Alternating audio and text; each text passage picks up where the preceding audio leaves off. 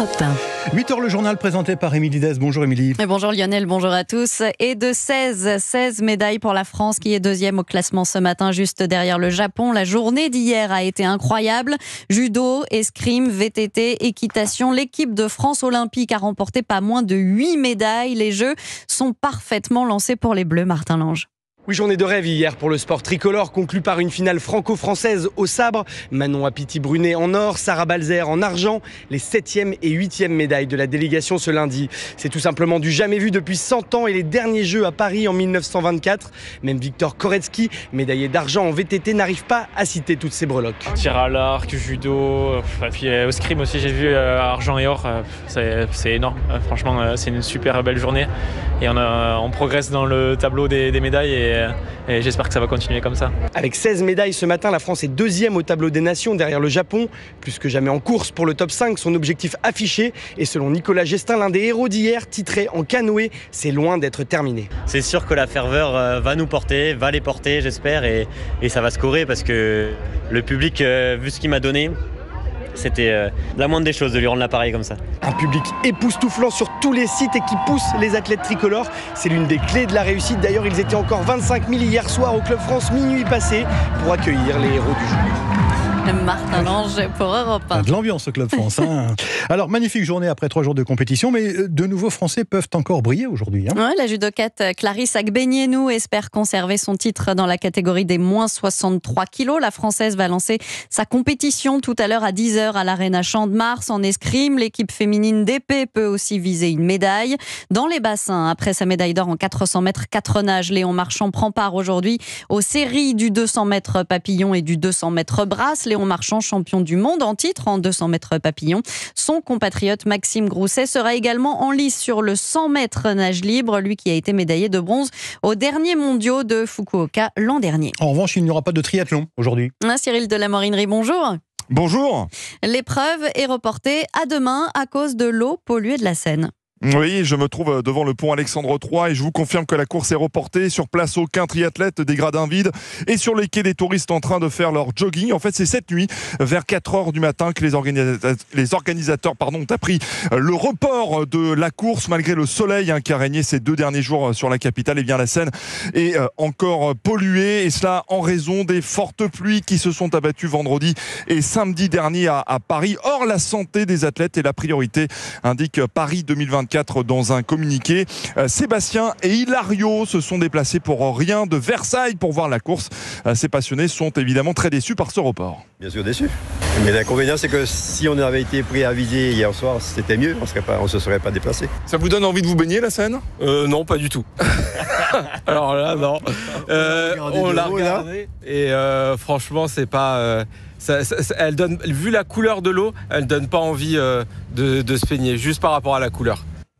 Voilà, et le départ du triathlon devait être l'une des belles images de cette Olympiade, mais cela risque de tourner au fiasco. On rappelle que la ministre des Sports, Amélie Oudéa-Castéra, et la maire de Paris s'étaient même baignés dans le fleuve parisien. Pour l'instant, ce report, cette course, c'est 1,5 km de nage pourrait être, et puis c'est 40 km de vélo et 10 km de course à pied. On rappelle, c'est un triathlon, il y a 3 épreuves, pourrait être reporté à demain, après l'épreuve féminine prévue à 8h, voire vendredi. Mais la tendance météo n'invite pas à l'optimisme. Un épisode orageux devrait traverser la région parisienne cette nuit. Merci Cyril de la Morinerie en direct pour Europe 1. Oui, alors en attendant les orages, attention aux coups de chaud sur les sites olympiques. Il va faire jusqu'à 36 degrés aujourd'hui à Paris, en région parisienne. Oui, les tribunes temporaires installées pour certaines épreuves ne sont pas ombragées. La région va donc distribuer eau et chapeaux aux spectateurs. Au total, 41 départements de la moitié sud sont en alerte canicule. Il y en aura 45 à midi. Le mercure devrait de nouveau flirter avec les 40 aujourd'hui. À Toulouse, la chaleur plombe l'activité. Les terrasses sont désertes et les piscines débordent. Chacun se rafraîchit comme il peut. Reportage de Charles L'Huillier.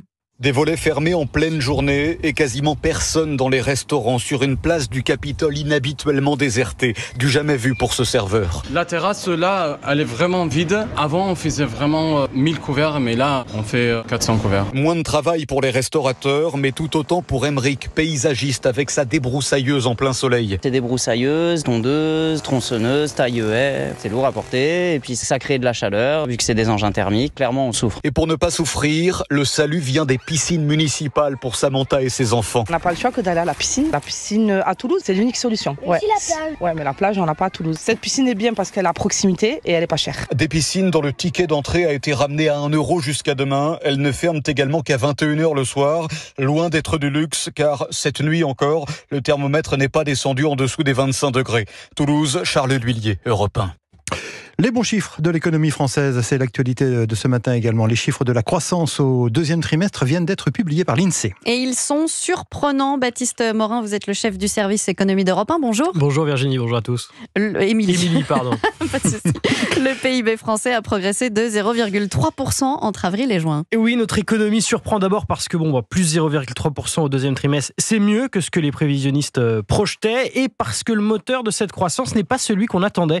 Ce qui porte l'économie française, ce sont les exportations, comme le souligne Eric Heyer, le directeur du département analyse et prévision à l'OFCE. C'est un très bon chiffre, il faut quand même le reconnaître. 2 fois 0,3% de croissance au premier comme au deuxième trimestre, c'est un très bon signal, et un signal qui est tiré par le commerce extérieur, ce qui est rare, et donc il faut le signaler effectivement.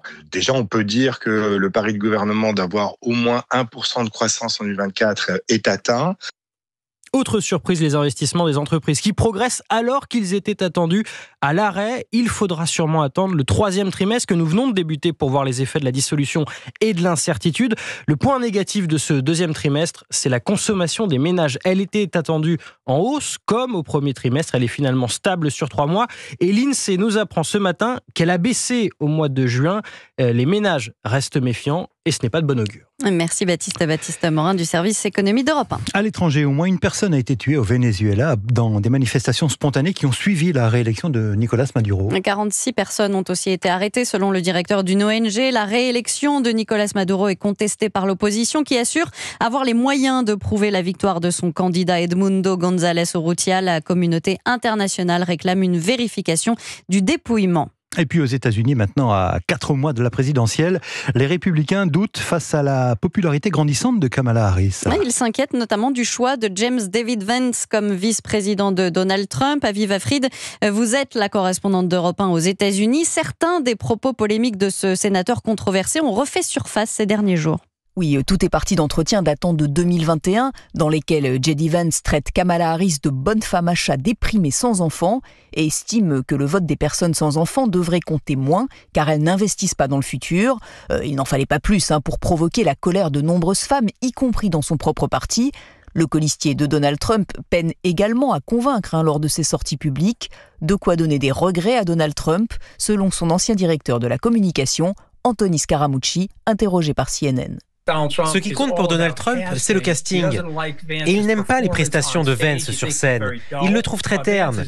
Vance ne fait pas un très bon travail. Il est loin de répondre aux attentes. J.D. Vance avait été désigné pour séduire un électorat ouvrier et opposer sa jeunesse à la décrépitude de Joe Biden. Le remplacement de ce dernier par Kamala Harris rebat les cartes. Certains républicains souhaiteraient même qu'il cède sa place à un autre candidat plus fédérateur. Selon un sondage, J.D. Vance est le candidat à la vice-présidence le moins apprécié depuis 1980. Aviva Fried, correspondante d'Europe 1 aux États-Unis. Dans le journal d'Émilie Dez. Merci Émilie, à tout à l'heure. La météo des plages, Estelle Lafont, c'est du soleil partout, j'imagine. Presque une eau fraîche cet après-midi à Arromanches-les-Bains, 19 degrés pour un ressenti dans l'air de 29, alors qu'il fera seulement 22 et un indice UV de 7. 29 degrés sont attendus sur la plage à Biscarrosse pour un ressenti de 10 degrés supplémentaires, indice UV de 7. Le ciel vous proposera quelques nuages, mais rien de quoi vous décourager pour aller goûter cette eau à 23 degrés. Merci Estelle. Dans un instant, l'invité de la grande